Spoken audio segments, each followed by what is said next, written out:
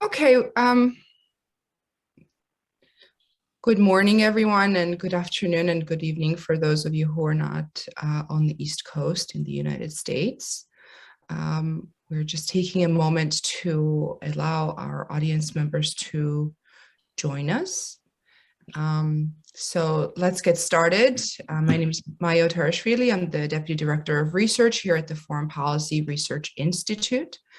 And today's discussion, much like many of the discussions at FPRI, is focused around Russia's war in Ukraine.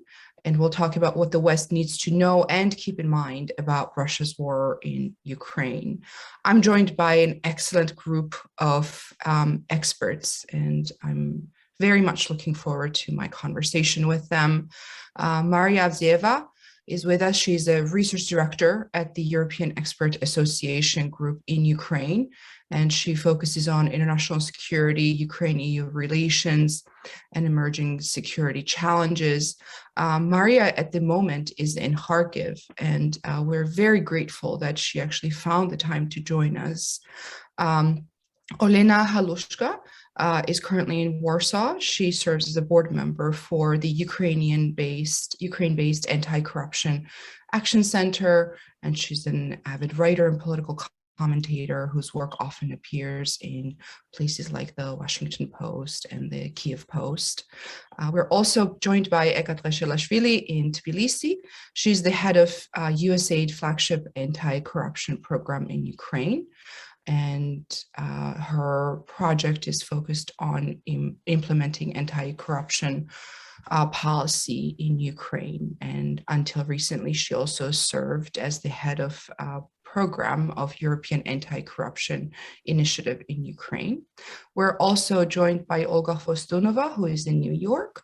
She's a journalist, researcher, and a political analyst. She holds a PhD from Moscow State University's School of Journalism, and is a co-author of Media and Politics and Media in Changing Russia.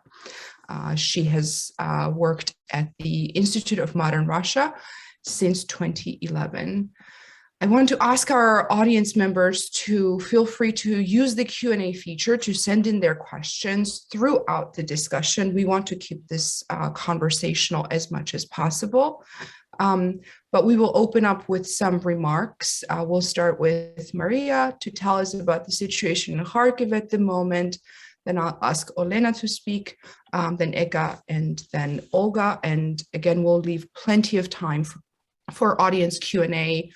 This is a very rare opportunity for us to feature these outstanding voices from the region. So with that, Maria, again, thank you for making the time to join us from Kharkiv. Please tell us a little bit about the situation and the amazing work you've been doing to document Russia's war crimes there. Thank you very much for having me. It's a great honor. Actually, this is my first long event since the war started, because for these 3 weeks, more than 3 weeks, I have only been able to give short comments to the media about the situation in Kharkiv. So I'm very pleased to sort of come back to the real, regular expert events, and thank you for having me. So I'm staying in Kharkiv since the beginning of the war, and when it all started on the 24th of February, I was actually planning to go to Kyiv on a conference on Russian disinformation. And then immediately when the war started, I have subscription to different kinds of Russian media state channels on Telegram, because I do research on disinformation. And immediately, the moment the first shell started, there was the huge wave of disinformation coming from Russian state media and trying to give a ground and to legitimize this attack and this aggression. And I came to the conclusion that for now, my role might be in giving information, actual information about the situation in Kharkiv, because there are very few international reporters in the region now here in Kharkiv, and well, someone who is here and who can give the evidences of the war crimes committed by Russian troops in Ukraine. I thought that might be my role in this fight, in this Ukrainian fight against Russian war. So for these 3 weeks, for what we see now is that actually Putin's plan didn't work. So Russian troops were probably planning to get control over Kharkiv in a few days, and they made so Kharkiv is situated. It's a 1.5 million city for those who are not actually aware, and it is situated 40 kilometers from the border with Russia. So very close, and Russian troops made this 40 kilometers in the first day. So on the first day of the war, they were already on the border of the city, and they are still there. So they cannot move further because they see very fierce resistance from Ukrainian troops, and Ukrainian troops are now trying to counterattack and push Russian troops further to the border, and they have some success in that, and it means that Russia for now has no resources to actually to encircle the city, which was probably the initial plan, and to move forward in the on-the-ground operation. So it failed, and now they have control over some small towns outside of Kharkiv, which are blockaded, and the situation there is very critical because there are such towns like Izum or Balaklia. They are blockaded by Russian troops. There is no communication with them because when Russian troops get control over some small town, they immediately try to cut off any communication, all the roads, so the city becomes completely blockaded, and this is the case now for several towns outside of Kharkiv with a critical situation, especially in terms of medical supplies, for example. But with Kharkiv itself, Russian troops cannot do that, and the Kharkiv is not blockaded. We still have roads functioning on the way to Dnipro and to Poltava, and there is a railroad which was used by people to evacuate from Kharkiv. According to the official numbers, 600,000 people were evacuated by railroad only, and a lot more, of course, used their own transportation. But the main issue is that when people go in their own cars, use their own transport, they can easily become a target for Russian missile, because Russia does not allow to make any kind of green corridors or safe roads. So when you are driving a car, you can easily become a target for Russian attack, and that's why people do that on their own risk. I have seen people putting like large papers, white papers on the cars saying kids, probably hoping that will somehow save them when they will be on the road with their children to some safer place. So for now, I would say probably very estimate that less than 1/3 of people are still in the city, and the situation in many residential areas is very critical because the part of the city from where Russian troops are trying to attack, this is the northern and northeastern part of Kharkiv, are now very heavily shelled and bombarded. And there are so the many of the houses are destroyed completely, and it means that if a missile hits the one of the residential buildings, then all the area is without heating, electricity, water supply, because the pipelines get broken and destroyed, and people are hiding actually there in the basement for all this period. People in the city center where I live, so I live quite close to the city center, which is also mostly destroyed. Very many buildings in the city center are destroyed, and others don't have as well any heating and electricity. They live in the metro stations. I have been there, seeing how they cope with that. And it is worth to say that now we have freezing temperatures in Kharkiv, which is very unusual for spring, but still So in the night, it might be minus 15 degrees Celsius, which is really cold. And that means that people, even if their house is not destroyed because of the bombardment, they cannot live there because of the really cold temperatures and no heating and no electricity. That's why they live in the underground with children and everything. They sleep on some kind of on the floor and in the cabins and trains which are there. So that is the situation with this in the city, with the supplies of medical medicines and generally food supplies. And now the situation is better. So at the beginning, it was quite difficult because there was completely nothing. But then the humanitarian aid started coming. There is no normal, regular chain of supply. It means that you cannot go to the shop and get what you want, and because you have to stay in the line, and there are very few shops open, but then it is something there. So basically you can find some food and people are not starving. Usually volunteers also help to distribute this humanitarian aid and generally to bring some food and medicines to the city. Of course, it's not enough for such a large city, and especially critical situation is for people with children and for elderly, because elderly people cannot take care of themselves. It's very hard for them to go somewhere because there is no transportation at all. There is almost no gas. So if you even have a car, it is very problematic to fuel it. So I myself for this whole period go only where I can get actually by food. So there's no possibility to go to use any transportation, and that means that if people are disabled or have difficulties with that, that is the life here is very difficult for them. So generally, this is the situation. But what gives me hope is that when I speak to the military and while doing my work, I try to speak to as many people and visit as many places as I possibly can to get the more broader picture about the situation in the city. So I speak to military, to territorial defense units. They say that they are holding the city very firmly.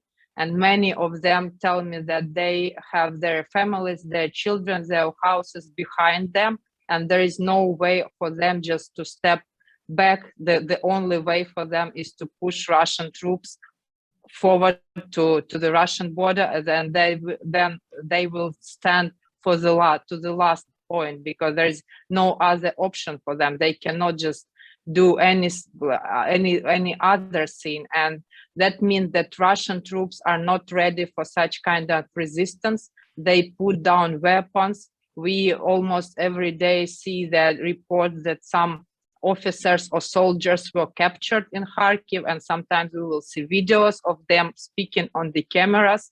And I was especially impressed by the video of the captured pilot. So Ukrainian military shot down Russian fighter jet and captured the I think that was major of Russian Air Forces troops. And he told at the press conference that that he knew that he was targeting residential areas, and moreover, some of his relatives are living in Ukraine, in eastern Ukraine. So he knew that he was actually bombarding probably the houses where his friends or his family members live, but still they are fulfilling that that command, and they are doing what they are said to do. And that is why I think this is very important to document Russian war crimes. I'm trying to do also this, and there are many other civil initiatives for documenting these war crimes, because there is a case opened in Hague, and I do hope that together all these evidences that will be collected then will allow us to make the people responsible for the war crimes committed in Ukraine to be in the court and to see them punished for what they have done and what they are still doing here. And also, for example, just for you to understand why I call this war crimes exactly, because Russia uses cluster munition bombs, and I see them just on the street. It means that this is one rocket which is not hitting something precisely, but has many other small parts which fly all around. So this is not some deliberate attack on a for example, military facility, but generally they target civilians on purpose, and that is called a war crime, and that's why we are collecting these evidences. I don't want to take more time than I am allowed. I will be happy to answer the questions further, and please let's continue with the other panelists. Maria, thank you so much. I have quite a few questions. Let me ask Olena to make her remarks, and I think most of us are going to have a lot of questions for you, including what you see as the immediate needs, or whether that is for the Ukrainian troops defending Kharkiv or in terms of the humanitarian situation. So we will come back to you right away. But in the meantime, thank you again for your voice and finding the time to join us. Olena, I want to turn it over to you. What's the view from Warsaw like at the moment? Thank you very much for inviting me. Basically, I'm very grateful to Maria for such a brilliant explanation of what is happening right now in Ukraine on the example of Kharkiv. I will basically try to supplement what she has already said with a little bit of experience of other cities, and focus more on what we need right now to repel this Russian aggression. Because you all know very well that we Ukrainians been hearing that this new invasion is imminent for a few months before the invasion actually started. And we also heard that Ukraine's gonna fall in 2 or 3 days with the capture of Kyiv, overthrowing of the legitimate Ukrainian government, substituting it with the puppet regime, and basically turning Ukraine into de facto colony of Russia and part of Russian Empire. This did not happen, and this will not happen, despite some military analysts generously extended the deadline for Ukraine's fall from 3 days to few weeks. No, this is not going to happen. And Maria very well explained why this is not going to happen, because Ukrainians, and not only Ukrainian military, but Ukrainian civilians, everybody in Ukraine, has much bigger motivation to defend our homeland, despite our army is worse equipped comparing to the Russian army, despite it is smaller, but the backbone, but the morale, but the motivation, those analysts failed to take into account. What we are seeing right now, the very fact that Ukrainian military has actual superiority on the land over Russian army, we are seeing that Russian military are mostly avoiding contact fighting with witch tactics into the genocide. So they are basically committing war crimes. They are attacking civilians. They are attacking civilian objects. They are targeting schools, kindergartens, maternity hospitals. They are targeting power plants, including the nuclear power plants. So they captured Chernobyl power plant. They occupied Zaporizhzhia power plant. They were attacking the town near Rivnenska power plant. That's the region in the western part of the country. They were trying to attack but failed Yuzhno-Ukrainsk nuclear power plant. So any of this, not all of them have enough protection from the possible military actions, meaning that if Russian invaders plan to attack any of these objects, they might create the nuclear catastrophe, which will be felt far beyond Ukrainian borders, because radiation does not feel borders. I would like to separately stress on the genocide which is happening right now in Mariupol, and that the town is besieged. This is not a small town. This is the town of 450,000 people. It's of the size of Miami, Liverpool, Portland, and a lot of other towns. It's besieged. It's completely cut out of electricity, food supplies, water. I mean, we are seeing that people are collecting water by getting the snow and melting it. Because the town is bombarded all the time, every day. These bombardments never stop. There are around from 50 to 100 bombs thrown on the town every day, according to the data of the city council. Almost 80% of the residential buildings, they are destroyed.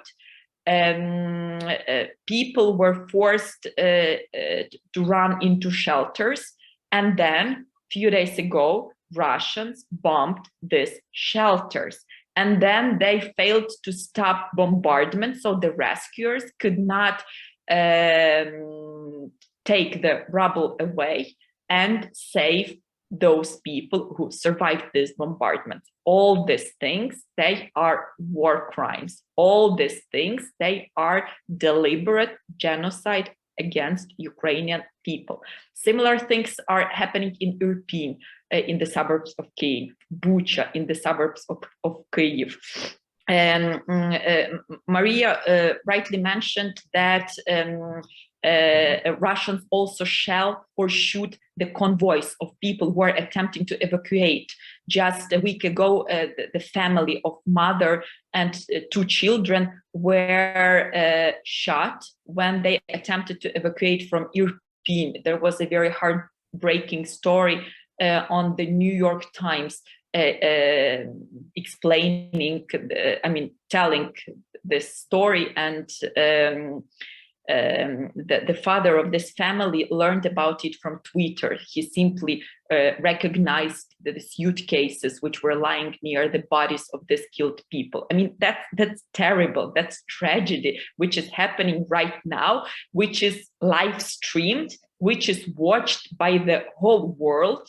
And let me be clear and straightforward. The world is not doing everything and anything they can to stop this genocide. Most of Putin's war crimes are committed from the air, from the sky.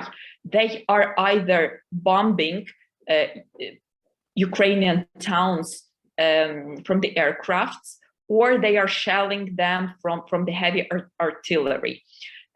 Ukrainian authorities, Ukrainian society have been begging, asking, requesting for more air and missile defense systems, much more advanced than those which we have already received, because those which we have received, like Stingers, Laws, they are very important, they are very helpful, but they won't help to protect cities like Kharkiv or Mariupol from 100 bombs daily. So we need something much more comprehensive.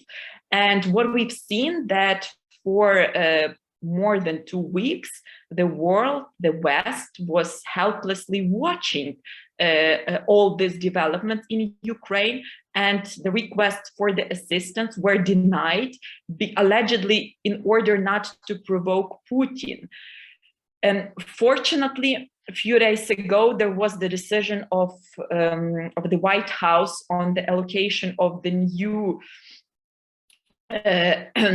weaponry for Ukraine. We welcome very much this decision, though we think that it should have been done much more earlier, because every day of the delay, it costs the lives. It costs the lives of the children, elderly, women, disabled. I mean, Russians are targeting vulnerable groups. They are avoiding confrontations with the Ukrainian military. They are taking hostages, civilians, in order to put pressure over Ukrainian authorities to make some concessions for them. That is why for us it is critically important to basically receive these weapons as soon as possible, but also not all of the needs, Ukrainian needs on the air and missile defense, like comprehensive systems, are being solved by this new package of the assistance. There are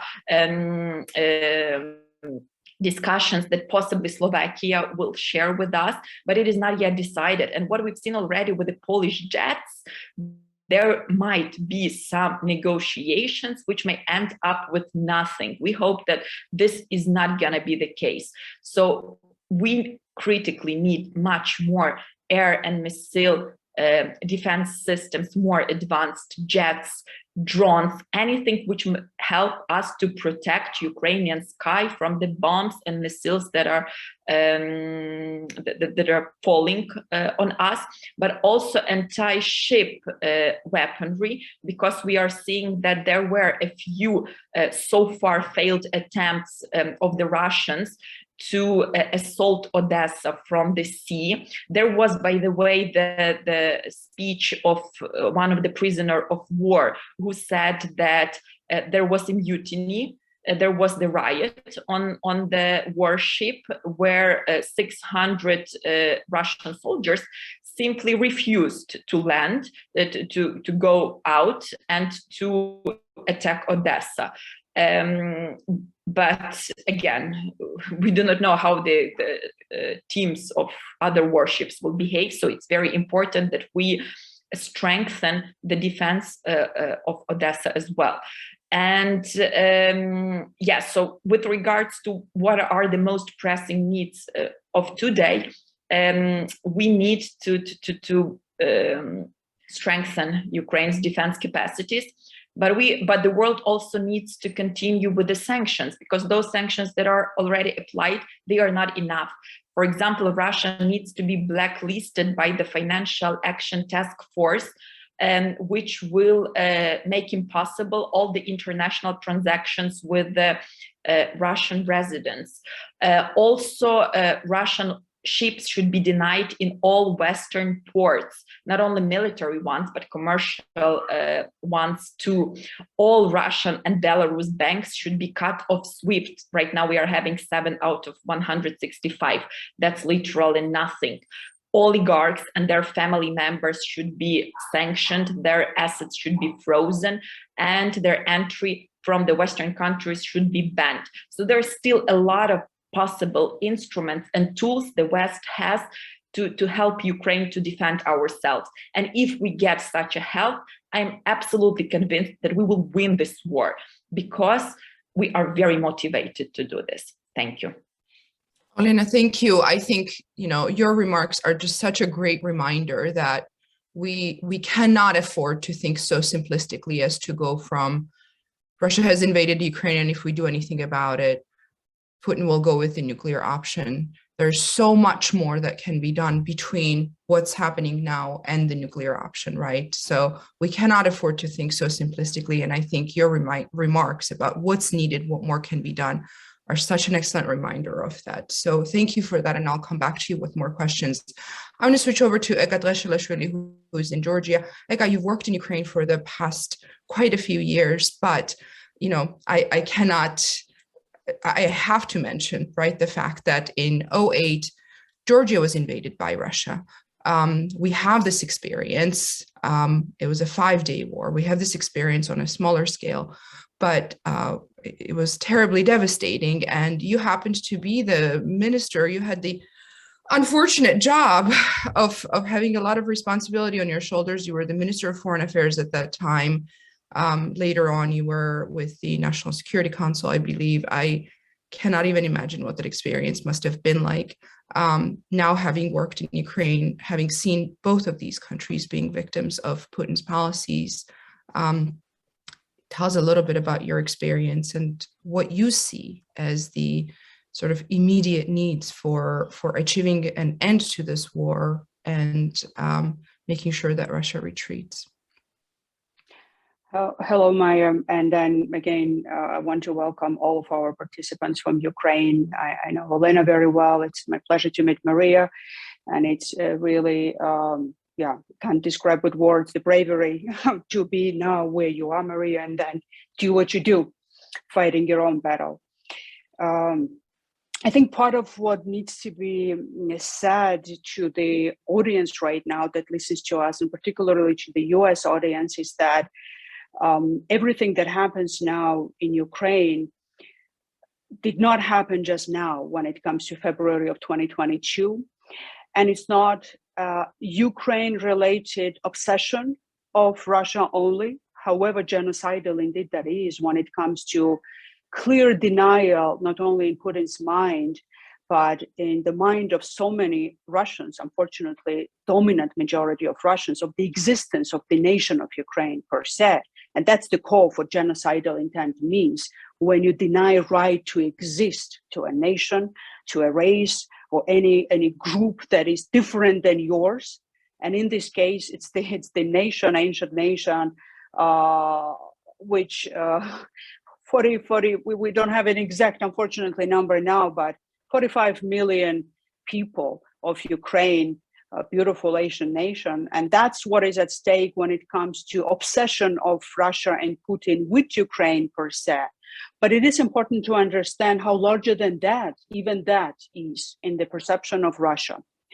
Russia's claim to become once again an empire that it thought it had the right to be, even after the dissolution of the Soviet Union, and bring back, as it appears now from Putin's speech, Tsarist Russia, not even a Soviet empire, is something that started to brew, strategically being thought through, and then steps have been undertaken for the implementation of that strategy well before 2022. Maya, you mentioned 2008, and that was already the first step of using clearly force extraterritorially against another sovereign nation.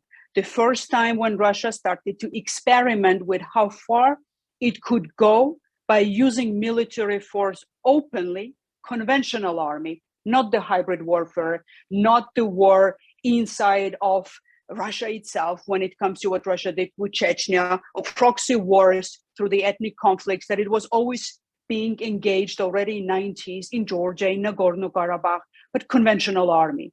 And that was a very big factor, what happened at that time. Russia tested the biggest red line that existed at the time, as we thought that it was, when it comes to unacceptability of using force, conventional military, against another sovereign nation, neighbor or not. And even though Russia at the time was not able to achieve its main strategic goal of overturning at the time legitimate government of Georgia, and with that put an end to Georgia's aspiration of being part of Euro-Atlantic family of nations, NATO that be, or the EU, but at least it was very successful in testing that red line. And Russia got away with that. Russia got away not only with using the force against Georgia, but with continued occupation in Georgia. And by the way, with complete disregard to the ceasefire agreement that it signed with Georgia. Instead of withdrawing military forces that Russia committed itself to do in 2008, Russia state recognized existing entities as the republics, regions of Georgia that it occupies now as independent nations, creating artificial legitimacy for its military presence in my country, in 20% of the territory of my own country. And why I'm mentioning that now, because when Olena mentioned about any negotiations and agreements that could be reached with Russia now,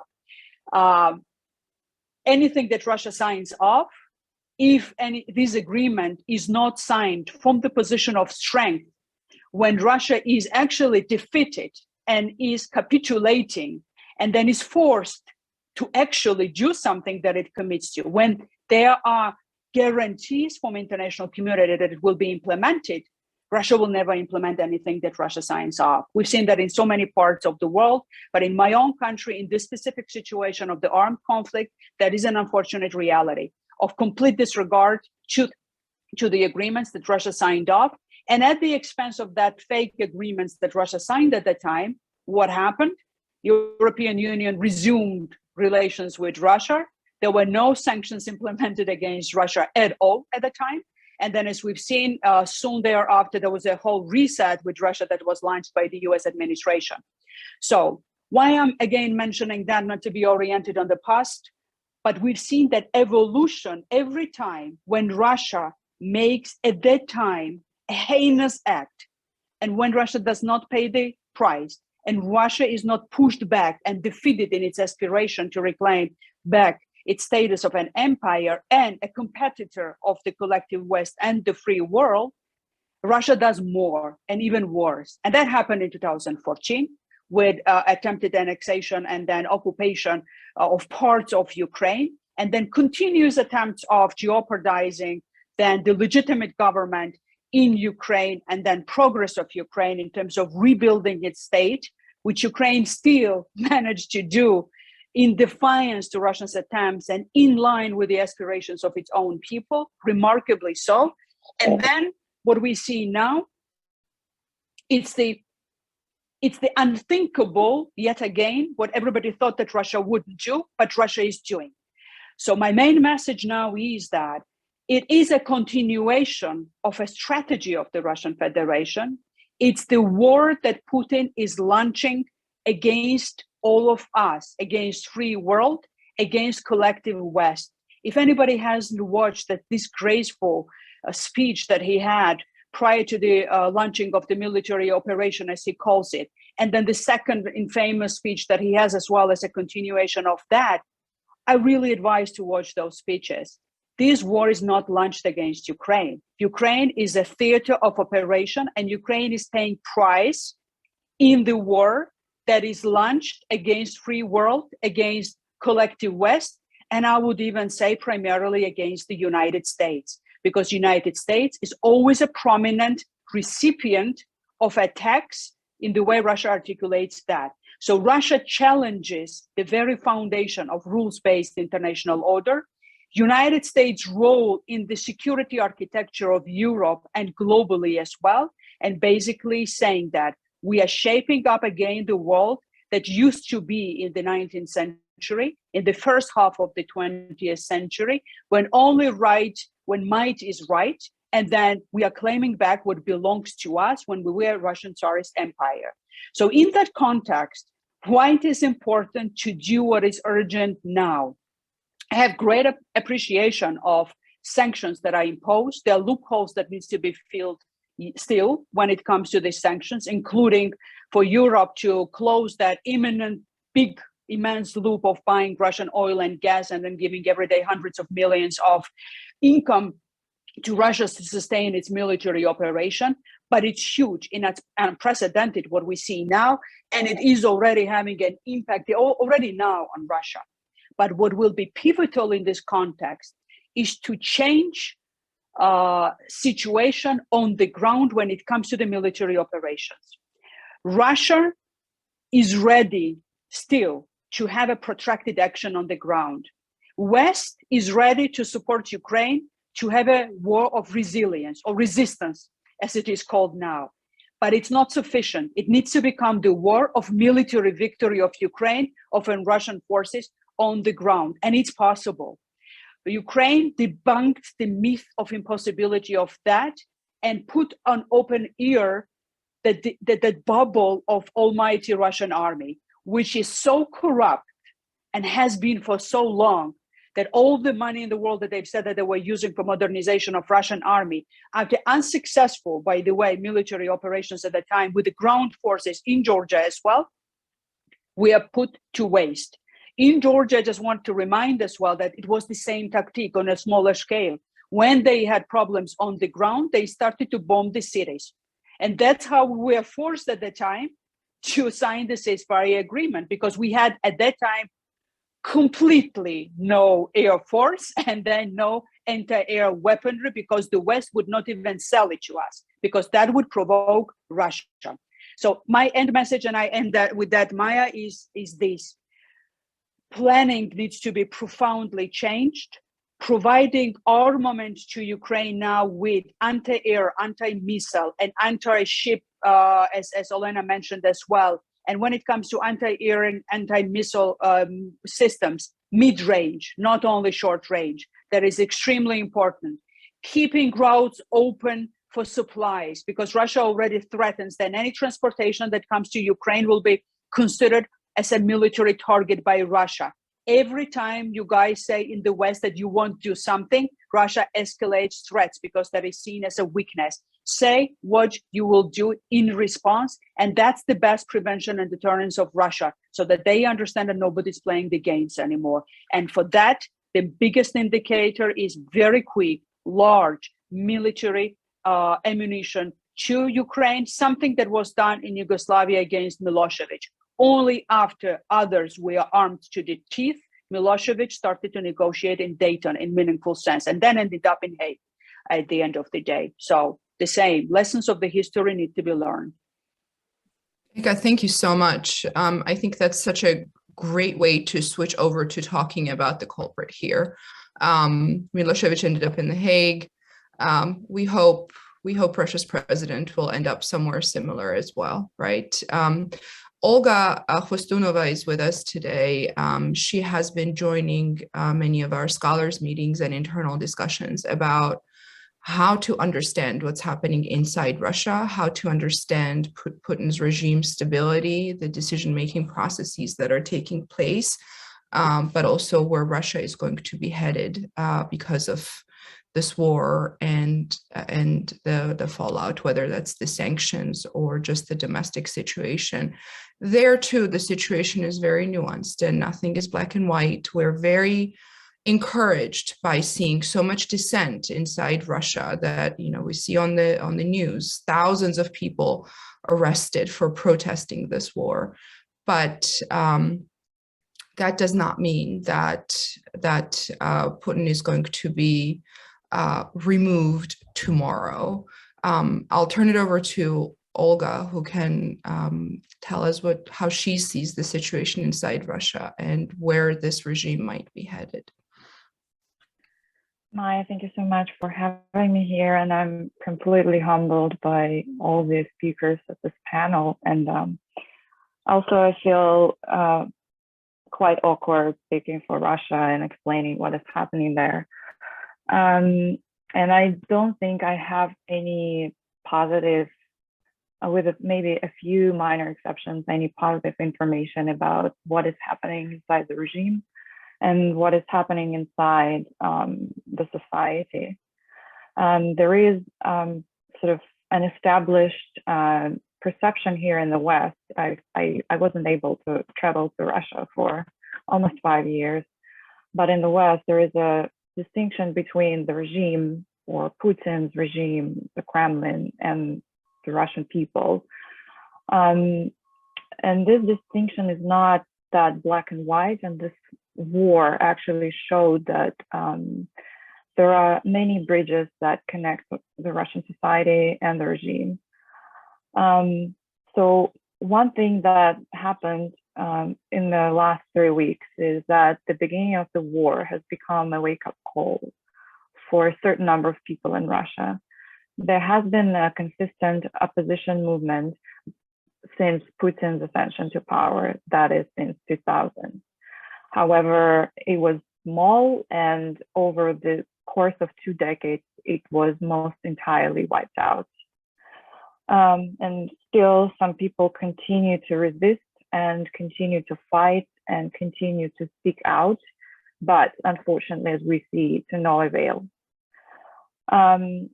So I'm often getting asked, what's the Russian reaction inside Russia to this war?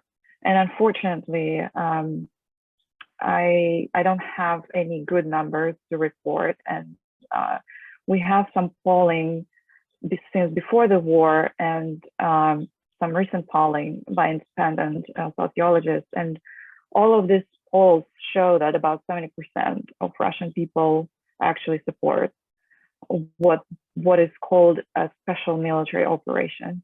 That is how it is framed in Russia. And this is a very big number. However, we can unpack the 70%. I'm sure the majority of Russian people, whether they understand what is happening or don't, they still support the war and Putin's actions in Ukraine, however they see them. When you look at the other side, how many people actually are against the war or speak out against the war? One indication is that the petition against the war on change.org was signed by about 1 million people. And then some people report that about 200,000 to 500,000 people left Russia since the beginning of the war. And there's been some moral outrage, of course, within the cultural elites, intellectual elites in major cities or now outside Russia. I don't know if that's being noticed inside Russia. I really doubt it.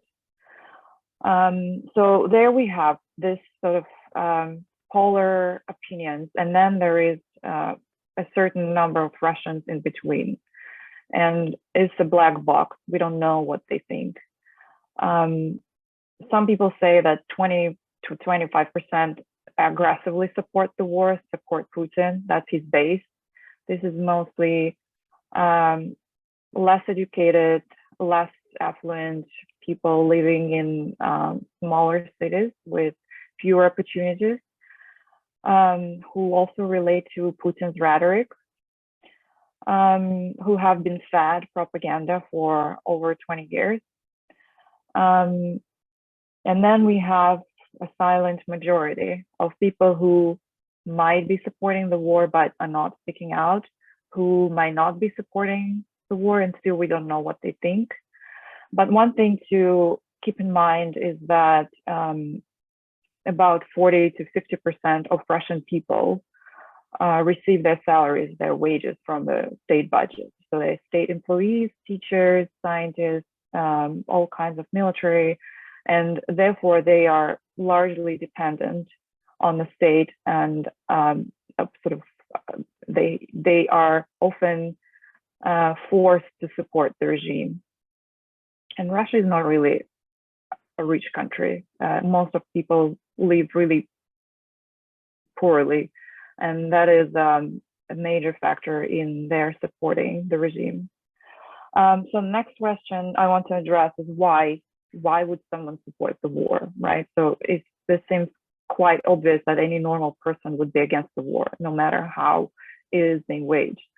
So there are issues here related to how effective the Kremlin's propaganda has been in recent years. And this is something that, even though I've also been studying propaganda and media, Russian media, that was not immediately obvious.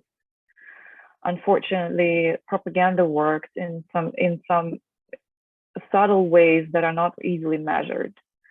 And at the same time, it's a double-edged sword, as we see, because it looks like the propaganda that was aimed for those less educated or gullible people in the Russian society also affected the regime itself. So at some point, I think people who were spreading this propaganda about Ukraine, about the United States, about NATO, about other countries, actually believed in what they were saying.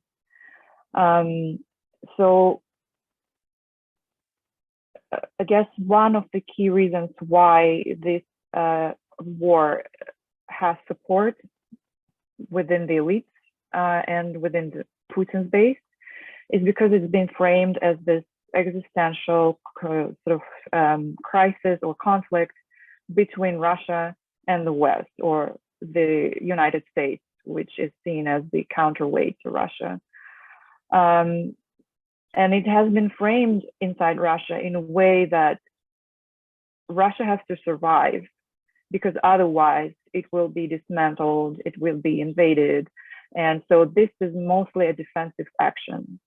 So what is seen as a military operation in Ukraine is being also framed as Russia's preemptively striking United States forces deployed in Ukraine. So Ukraine is just a battlefield in terms of the Kremlin propaganda. Ukrainian government has been portrayed as a puppet government, and so therefore irrelevant in this conflict. The only conflict that matters for the Russian elite, for the Kremlin, for Putin personally, is the conflict with the United States. So this conversation sort of goes over Ukraine and directly goes into Washington, D.C. So this is the framing that is helpful for the elite to justify what they are doing. And I'm sure a lot of people within the elites understand what they are doing, except that it's like they are on a submarine right now and there is no exit for them anymore.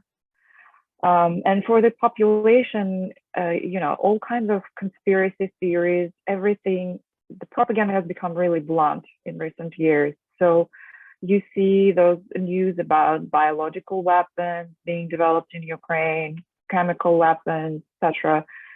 So it'd be anything that goes that even remotely could justify Russia's preemptive strike against NATO in Ukraine has been spread and received well. And this is something that comes as a surprise to me by the Russian people. And so then I started thinking about, why would you refuse to believe your own eyes? Why would you refuse, as a Russian citizen, to even look at the news, to even look at what Russia is doing, how it completely erases cities in Ukraine from the face of the earth? A lot of people just pretend they don't see it. They say it's fake news. It's all doctored. Or it has been manufactured by, the United States, etc. Or they think that it's all not as black and white. There's probably some explanation for this. So there are so many excuses. And so I personally came to one. I'm sure there's much more explanations, but one big explanation is how it is part of your identity as a national identity and political identity as a citizen of Russia. So a major component of Russian national identity is that Russia is not an aggressor. This is the result of Russia's winning World War II, and that has been part of the politics of historical memory that has been very actively promoted by the Russian government, by the Kremlin's propaganda.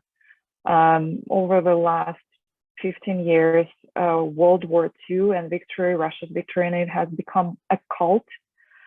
And Russia's sacrifice in this war has become a sort of a blanket excuse for anything that Russia has been doing or is doing right now.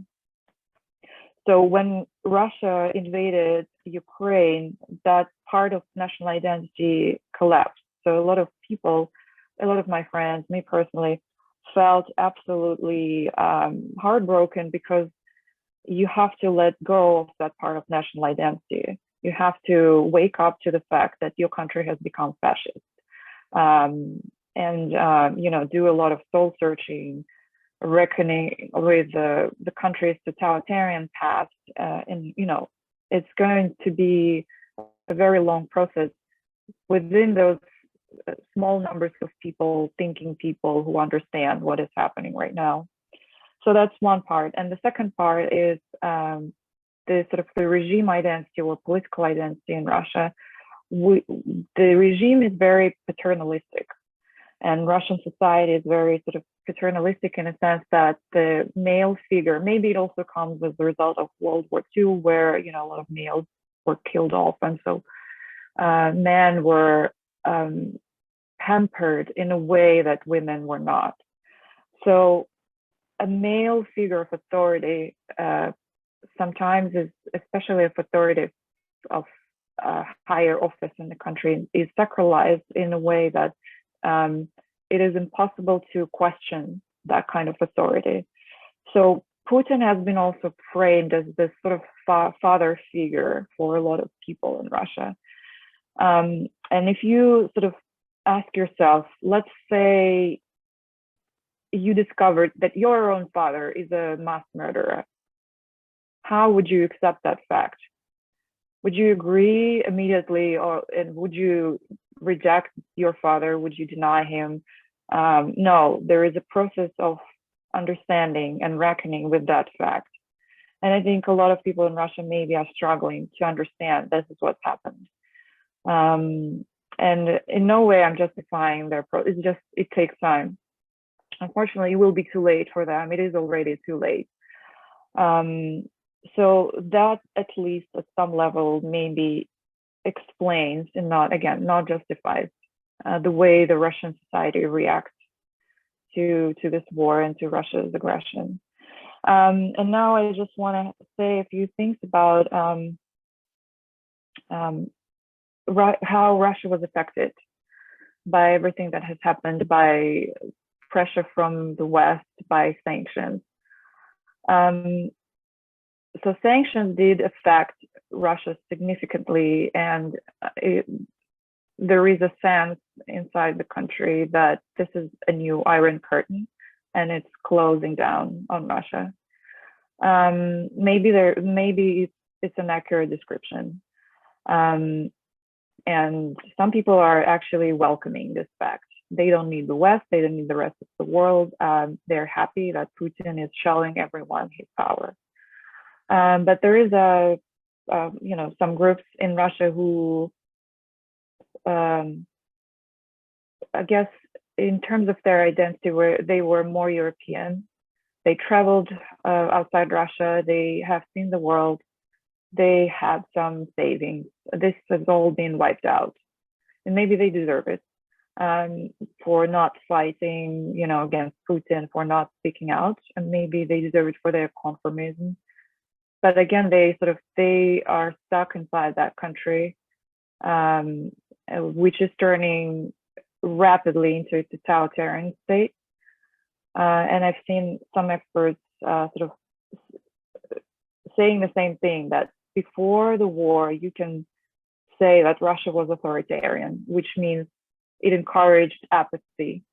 It encouraged powerlessness and encouraged people to stay at home, not vote, not do anything. And the turn is to totalitarian state, where the state actually needs you to be mobilized to do something to support the regime. Therefore, you see all of this video commercials of Russian youth supporting Putin and sort of doing some actions that really remind of Hitler's youth propaganda. You see most recently Putin gathering thousands of people at the Moscow Stadium in a sign of support for his actions. So all of this will affect those Russians who don't support the war, who don't have enough money to flee or opportunities to flee.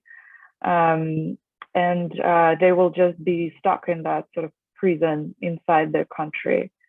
And what Putin said a couple of days ago is that I'm sure he understands that he's losing the war. Well, he lost it already. And so all this rage is going to be channeled at anyone who is dissenting inside the country. So he already sanctioned from the highest office the war on the fifth column. and anyone who disagrees with his current course. So we'll see many more repressions in Russia, and I don't know how how bloody it's going to be. So just to sum up, there are some small signs of optimism. For example, there has been an initiative to launch a project called True Russia, where all people outside the country who manage to flee can collect aid and support, and all of this will be donated to Ukraine. And some of the sort of Russian intellectuals and celebrities like Boris Akunin, Mikhail Baryshnikov, and Sergei Guriev are the three people who created this initiative. But they are very few. The bottom line is that we have a silent majority and an aggressive minority of people inside Russia supporting the war. I don't know if any sanctions will actually change their minds, because they are still being affected by propaganda. I think it's on the Russian people to do something about this regime, whether from inside or outside. And then once it's over, and I'm sure it will be over sooner or later, we will have to help rebuild Ukraine. So at this point, I think I need to stop, and I'm happy to answer any questions. Thank you. Olga, thank you so much. I think, you put it so well. There's a silent majority and an aggressive minority in Russia right now. And that's what's propping up this war effort at the time. And I think it is not only for the sake of seeking justice, ending this war, to document the war crimes and the atrocities, but it is also to make it impossible for that silent majority to look away from what's happening. I know the information space has closed down and is closing down more and more within Russia, but it's still, this is the 21st century and the age of the internet. So these images, these videos, this information is getting into Russia and is going to keep getting into Russia. And that's why we all have such a responsibility to sort of keep talking about these issues and keep amplifying these voices from the region. And again, I keep coming back to, Maria's updates from Kharkiv every morning, wake up and check to see what Maria has posted today, how she's doing and what's happening in Kharkiv. And this information lives on. And again, it will be used to seek justice, of course, but also hopefully to contribute to this change of mindsets that is going to happen inside Russia inevitably, as they see what their government is doing to Ukraine. I want to turn it over to Maria. We have quite a few audience questions. This is actually a question that I had too for Maria. The question is, the US has sent enormous stocks of Stingers, etc. Don't you also need humanitarian relief, pop-up field hospitals, water purification, food, and the like? How do we get it past the Russians? And I want to add to that my own question to Maria. What's the medical situation like in Kharkiv right now? What's the healthcare situation like if someone needs medical attention? And like I mentioned before, when you speak to the troops in Ukraine, in Kharkiv, what are they telling you? What do they need? What kind of assistance could they use? Sorry, you're muted. Thank you. So what I was telling, and what also Alena mentioned, is the biggest issue now is that the safe of this Ukrainian sky. So the all possible measures that could be taken to stop Russia using the sky to bombard and shell the Ukrainian territory, because They still continue to bring in Iskanders. Today, it was reported by the Iskander missile rocket, one of the villages in Kharkiv was bombarded, was actually hit. So until we stop that, and until we take measures, not only Ukraine, but all other Western partners of Ukraine, take measures that will make it possible to close the sky above Ukraine, to supply defensive anti-aircraft weapons to Ukraine, to supply fighter jets. Until this is possible, all others means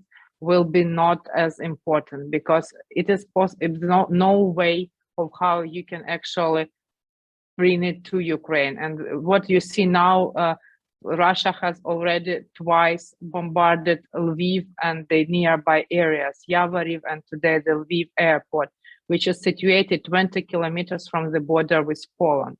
Russia is clearly right now at the moment testing NATO reaction. And they are openly in Russian state media discussing that they will attack Poland next after Ukraine. So that is the moment when already all possible means of air defense should be supplied to Ukraine. It's not the moment of discussion of how to supply anything else, but just to make it impossible for Russia to use Ukrainian sky to bombard the cities and all the other territory of Ukraine, because Putin is not going to stop. And it is very highly discussed in Russia at the moment that he is ready probably to use tactical nuclear weapons. So is it already that he is already provoked to the least? So he is provoked, and this is nothing else which could be done by the West to provoke him more. So, and especially for talking about what Ukraine actually needs, what I can say, what is the need in Kharkiv. There was a question also in the chat about the documenting war crimes. Now it's mostly civil society activists and people like myself documenting the war crimes. We have special procedures of how to collect these evidences and how to send them to the court, but still we need a very large international presence here on the ground, because I think and I believe that it will help to somehow deter Russian aggression if they will understand that there are people right now here documenting their war crimes, so that there will be more difficult for them to deny what they commit.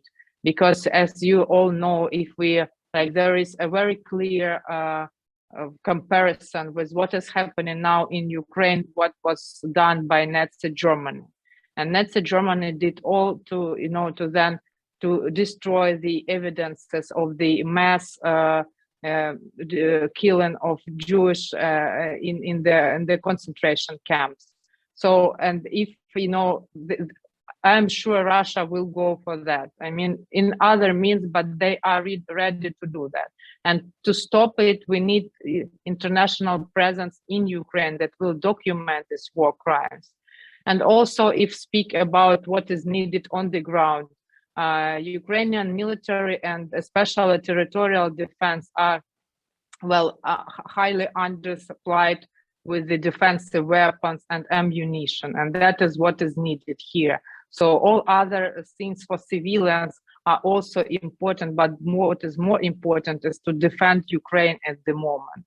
So that is the priority, to supply weapons, to supply defensive ammunition, because people just cannot find anything. I cannot find a helmet for myself. I need to ask someone each time I go to the field, because I don't own it and there is no possibility to find it in Kharkiv. So someone has to give me his or hers, then so we have to share. And that is the case with many other supplies. So that is what Ukraine needs, and that is what the President Zelensky and office always say, that ask for more military and weapons support. And of course, Russia will be trying to target the supply chain and target the areas near Lviv and on the western Ukraine, probably to break this supply chain. But that means that West should act quickly. It's already time to act. I hope I answered your question. You did. Thank you so much, Maria. There is there was a question also here about the efforts to document the war crimes. So thank you for answering that as well. Eka, please. Two points perhaps to add. For those who are not military specialists, all the ammunitions that are mentioned that are given to Ukraine sounds maybe similar or sufficient when it comes to how many javelins or how many Stingers are delivered. And I'm not a military expert, just happened to be in the war situation a couple of times in my lifetime as well, and then know it a bit more due to my previous experiences. What Ukraine lacks now as a big gap is mid-range and definitely long-range as well when it comes to anti-air and anti-missile defense systems. And why this is important, when we see all these huge columns that are approaching Kyiv, that we're not able to approach Kyiv or any other big cities, when it comes to the ground forces approaching from siege and then maybe takeover of towns and then cities in Ukraine, is because Ukrainian soldiers, conventional army of Ukraine, takes huge risk by using short-range weapons against them, coming closer in terms of engagement so that they could neutralize the tanks and then the military columns that otherwise could have been reached by mid-range and long-range ammunition, for example. When it comes to the air defenses, you can engage with the short-range missiles only the planes or the missiles that are close enough to be covered with the short-range ammunition that they have. And Stingers are short-range as well by definition. What they need mid-range so that they could take off the bombs, rockets, and then the aircrafts that are approaching they civilian objects, not even military objects, as we've talked so much today as well, already there, higher up in the skies, rather than when they are already close by to the civilian objects, where even if they are successful by reaching them, the remnants are falling then on the houses, on the shelters, and on the hospitals if they are neutralized in this long range area, so to say, by the military ammunition. So this is pivotal. Ukraine needs to start to have an upper hand so that they are able to retake the territories that are now under the occupation, where people with bare hands in Kherson, for example, are coming out in the streets and in front of Russian soldiers and tanks are protesting the occupation. They are refusing to take any assistance in this fake and disgraceful way that they're giving to them, as they, as if they are welcoming Russian soldiers there. They are doing that at the expense of the risk to their life. And then second, when it comes to documentation of the war crimes, there's great work that the Prosecutor General's office in Ukraine is doing now in terms of coordinating efforts inside and outside of Ukraine. It's a focal point now for partnership with different other jurisdictions in Europe for collecting evidences from so many, unfortunately, refugees that are getting out from Ukraine, so that the testimonies are collected outside of Ukraine and not only in Ukraine. Yesterday, we've had the prosecutor of ICC visiting Ukraine, and then they already started investigation for the war crimes and crimes against humanity. There is initiative supported and asked for by the Foreign Ministry of Ukraine to seek establishment of the special tribunal for the punishment of the crime of aggression against Ukraine, which in this particular case does not fall under the jurisdiction of the International Criminal Court. And that should become the Nuremberg moment for 21st century to put an end to the cycle of violence, as it was the case back then in the Second World War scenario, when Nuremberg was an end to the cycle of violence and beginning of catharsis for the German nation as well at the time, something that the Russian nation will need. And Olga mentioned that quite a bit. There will be a lot of soul searching that needs to be done. Clarity of fact, establishment of justice is a direction in this way, and it will be hugely important. Absolutely, thank you, Ega. I want to ask Olena, the humanitarian crisis is only deepening. The number of refugees, the last time I checked, we were looking at over 2 million people. I know Europe has been very welcoming of these refugees and trying to assist as much as possible. On the other hand, there is bound to be more complications. For example, as far as I understand, in Warsaw, to process for the US Embassy to process US visas or refugee status visas, it's now a 9-month waiting period. what do you know about the refugee situation, and what do you see as some of the immediate steps the West should be taking? Obviously, ending this war is the best way, right, to deal with the humanitarian crisis. But what we have, at hand at the moment, what does the West need to do to aid the refugees from Ukraine?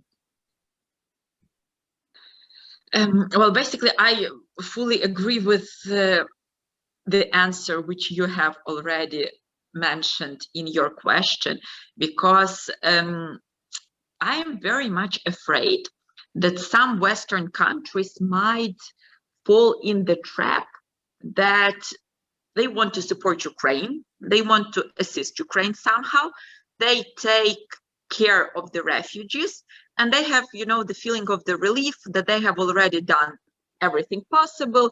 We have hosted few thousand refugees, we welcome them very much, and that's our contribution to all these developments that are happening right now in Ukraine. This is very dangerous, frankly speaking. Why? Because the primary goal of all the Western countries should be to help Ukraine win this war, not to end this conflict, not to make a peace deal, not to achieve ceasefire, to help Ukraine win this war. That's something which a lot of international partners are afraid of, to be very frank. Let's call a spade a spade. Why? Because that would inevitably mean some very comprehensive domestic transformation inside Russia. However, this is how this conflict should end, because that's something which Ukrainian military has proven of being capable of achieving, Ukrainian civilians, and that's basically, how the dynamics in which this conflict, the war, is being developed. That is why it is critically important, and we call on all the international, all the Western partners who want to stand with Ukrainian emerging democracy in our fight against authoritarianism, to help us win this war by providing us more weapons. That should be key goal, absolutely key goal. I'm right now in Poland, and Poland is doing amazingly great job in welcoming refugees. So they cannot accept any more people. So they have more than 1 million, if I'm not mistaken. But the efforts should be, temporarily to help us spend some time in the safe countries. But most of us want to get back home as soon as possible, because that's our Ukraine, because that's something we've been working on, building on. We want to live in our country. And, when I'm hearing about some costs which are spent on the integration of the refugees in Western countries, please do not work on the integration of Ukrainians. Help Ukrainians get our homeland back as soon as possible. And I bet that majority of these people will take the first flights, buses, trains, whatever, to get back home, because that's where we belong to. Olena, thank you so much. I think it may be quite the other way around, right? Like maybe we all want to go to now. I think we all want to go to Ukraine as soon as this war ends. And I think between the amazing bravery of the Ukrainian people, their just unbelievable integrity, display of such integrity, where they even treat the prisoners of war with respect and dignity. I think the world is watching Ukraine now, wondering where have you been all along? We should have known more about Ukraine, and we want to come and find out what this magical place is. I've even, participated in discussions about Ukraine in faraway places like the Philippines. I think all eyes are on Ukraine right now, and there is, every reason to believe that Ukraine will win this war with Western support. The only thing we can hope for is sooner rather than later, that more lives, fewer lives can be spent. Sorry, we went over time. This is a very emotional discussion. It is very difficult to be watching all of this from all the way in the United States.